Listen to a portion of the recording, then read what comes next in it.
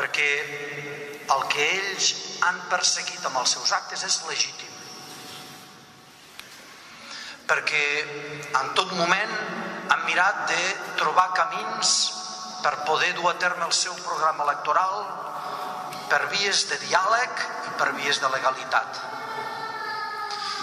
I, per tant, que la conseqüència d'acomplir allò que és el motiu pel qual van ser elegits, sigui que siguin cessats i que després siguin empresonats, això no és just. Un pot estar completament d'acord amb la independència, un pot estar completament d'acord amb la unitat, això és perfectament legítim. Tots podem tenir les idees que vulguem sobre aquesta qüestió, però no és just que per la via de la força s'impedeixi a aquest poble decidir el seu futur, perquè hi té dret, perquè som una nació que tenim dret a decidir nosaltres quin és el nostre futur. Doncs no us confongueu sobre aquesta qüestió.